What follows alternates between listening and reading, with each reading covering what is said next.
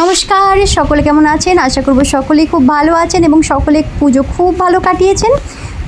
সকলকে জানাই শুভ বিজয়া, অনেক শুভেচ্ছা। চলেছি ঠাকুর দেখতে। তো দেখেছেন কি সুন্দর লাইটগুলো গোটা রাস্তা জুড়ে। তো এখন তো চারদিকে এরকম আলোর রোশনাই, আর এই আলোগুলো দেখলেই কিন্তু মনটা পুজো পুজো, মনটা উৎসব উৎসব করতে থাকে। যতক্ষণ এই লাইটগুলো জ্বলে, টুনিগুলো টিমটিম করে, ততক্ষণ কিন্তু মনে ঠিক পুজো পুজো ইয়েটা আসে না। আর এই লাইটগুলো দেখেই ব্যাস মনে একদম আনন্দে ভরে যায়, আর মনে হয় চলো পুজো চলে এসছে। আর আমরাও বেরিয়ে পড়েছি, আজকে একটু ঘুরতে যাব। আকাশের যা অবস্থা জানি না কতটা অবধি যেতে পারবো, কিন্তু তাও একটু আধটু তো ঘুরতে হবে, বলুন। তাই চলেছি আজকে আমরা ঘুরতে। চলুন, একটা পুজো প্যান্ডেলে চলে এসেছি। আর এখানে থিমটা দেখে খুব ভালো লাগলো। বিখ্যাত বিখ্যাত মহিলাদের সব ছবি দিয়ে পুরো জায়গাটাকে কভার করা হয়েছে। তবে এতটাই অন্ধকার যে সমস্তটা ঠিকঠাক দেখা যাচ্ছে না। তবে হ্যাঁ, সামনে থেকে এসে দেখলে কল্পনা চাওলা, মাদার টেরেসা, মা শারদা, লতা মঙ্গেশকর থেকে আরম্ভ করে সকলে কিন্তু এই পুজো মণ্ডপে শোভা পেয়েছেন। এবং এই ভেতরটা এত অপরূপ লাগছে, দেখুন কি সুন্দর। গ্রাম বাংলার রূপটাকে এনারা কিন্তু তুলে ধরেছেন একদম মাটির পুতুল দিয়ে। আর ওপরের ঝাললণ্ঠন, চারদিকের আলোর খেলা, সমস্ত মিলিয়ে এটা কিন্তু একটা অপরূপ সুন্দর একটা পুজো মণ্ডপ। কিন্তু এটা ঠিক কোন জায়গায় বা কোন ক্লাবের এটা আমি ঠিক দেখতে ভুলে গেছি, মানে রাস্তার মাঝখানে পড়েছে, তো সেই জায়গা গিয়ে আমি দেখেছি। তবে এত সুন্দর লেগেছে প্যান্ডেলটা এবং তাদের থিম, তাদের ভাবনা অপূর্ব অপূর্ব।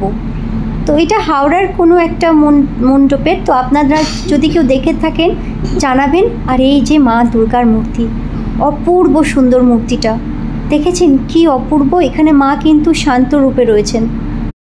অদ্ভুত একটা মোহর মধ্যে কিন্তু লাগছে এই আলো আঁধারের খেলাগুলো, এত সুন্দর যে মানে বলে হয়তো বর্ণনা করা যাবে না। তো এই যে মায়ের মূর্তি, মুখটা এত শান্ত, এত সুন্দর স্নিগ্ধ। আর এখানে কিন্তু একটা জিনিস দেখলাম, এখানে কিন্তু মহিষাসুর অসুর রূপে নয়, তার পরিবর্তে কিন্তু এখানে মায়ের সাধক রূপে মহিষাসুরকে দেখানো হয়েছে। যেন মায়ের মা তাকে ত্রিশূল দিয়ে বধ না করে তার বিবেককে জাগ্রত করে তাকে যেন এক নতুন রূপে রূপায়িত করেছেন। তাই এখানে মহিষাসুর মায়ের সাধক রূপে দেখা দিয়েছেন। তো অপূর্ব এই চিন্তাভাবনা সত্যি সুন্দর এবং তাকে রূপায়িত করার ভাবনার চেয়েও সুন্দর। তো এই পুরো প্রথমে এইরকম সুন্দর সুন্দর সব মূর্তি দিয়ে রয়েছে এখানে।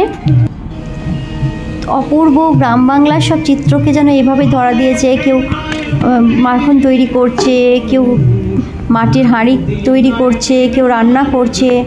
তবে যেহেতু আলোটা খুব কম ছিল ভেতরে, তাই চোখে মানে যতটা না ভিডিওতে ধরা পড়েছে, চোখে তার থেকেও সুন্দরভাবে ধরা পড়েছে।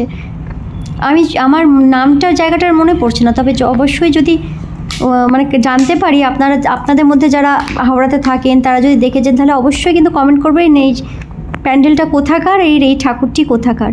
তো চলুন, এখন নিকের খিদে পেয়েছে, তো একটু বাইরে কোথাও খাওয়া যায়। যদিও রেস্টুরেন্টের খাবার আমি খুব একটা পক্ষপাতী নই, কিন্তু কিছু কিছু সময় হয় না, করতে হয়। তো এখন এই পুজোর মরশুমে এখন এই চলছেই। আর বাইরে কোথাও গেলে তখন তো বাইরের খাবার খেতেই হবে, কিছু করার নেই। তো চলুন, নিকের ডিমান্ডে এখন আমরা চলে এসেছি বংচাওয়ের একটা আউটলেটে। দেখে নিক কি বলেছে, ওই নিজেই অর্ডার দেবে, দেখা যাক কি অর্ডার দেয়। বুঝতে পারছো তো কিরকম যায়? তোমাকে আমি বলি যা খুশি সেটা তুমি ডিসাইড করতে পারছো।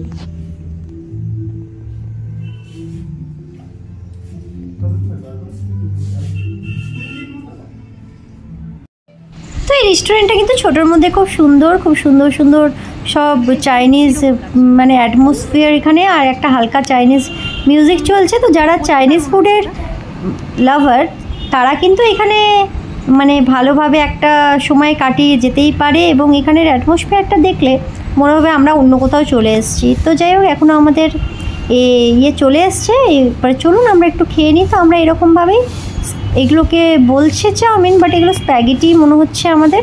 তো আমরা জাস্ট এখানে চিলি চিকেন, আর চিলি চিকেন নয় সরি, এটা একটা কিছু নাম বলছিল, বাট আমার খেয়েটা পুরো মানে চিলি চিকেনের মতনই লাগছিল। তো আমাদের চলে এসছে আজকের খাবার দাবার, এইগুলো খেয়ে নেব দিয়ে তারপরে।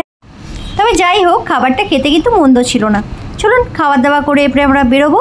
তো আজকের ভিডিও এই পর্যন্তই। কেমন লাগলো অবশ্যই জানাবেন, এবং পাশে থাকতে গেলে অবশ্যই চ্যানেলটাকে সাবস্ক্রাইব করে নেবেন এইরকম নতুন নতুন ভিডিও দেখবার জন্য।